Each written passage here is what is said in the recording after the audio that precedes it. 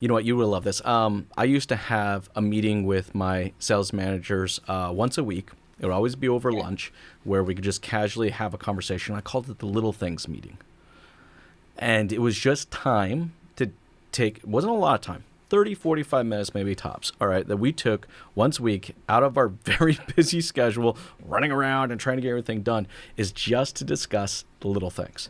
Because I'll tell you right now, when you talk to customers, all right, on ultimately why they bought from you or why they chose your dealership over the sea of other competition that's out there, I Yeah. found that the most consistent response was usually something little. It wasn't a big thing. And in fact, actually, the other way Cookies and around. coffee in the Yeah, lounge, exactly. whatever. And Yeah. it's the same thing also why they didn't buy.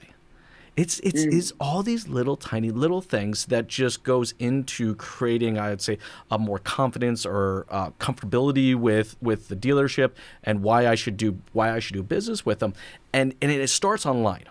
It starts online, right? Your first impression. I mean, I remember, you know, before my dealership had a website, your meet and Mm. greet was your first impression, and Right. we had to practice that meet and greet verbatim. In fact, actually, the first dealership I worked at, if you show up in the morning, the manager would come and ask you the meet and greet. If you couldn't actually repeat it verbatim that day, you actually got sent home. You couldn't sell cars that day. Right. I don't Right. think you can get away with that anymore. At least not up here in Canada. You probably could still get away Yeah. with it in the Yeah. U.S. Yeah.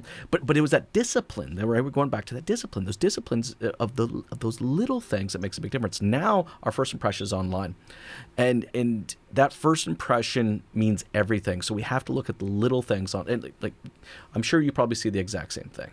All right, And if let's you see another can get example. them in with that first impression online, that's fine. But I think going back to the dealership thing and putting all those little things, it's a really simple question you should ask yourself, like as an owner, like I'm the CEO. I don't see myself as a CEO. I'm part of this team and I Yeah, work with these people. Do I make boss decisions? Of course. But what you have to ask yourself, I feel like, as a manager is, do I want to be ho hum or do I want to be world class? And that's if you want to exactly. be in the middle, then that's okay. That's what you're going to be. If you want to be ho hum, then just be that. But if you want to be world class, which is ideally where we all want to strive to, or where we should be wanting to strive to, you need to take care of those little things across the board and make sure that everyone is having, or as many people as possible, having a world class experience.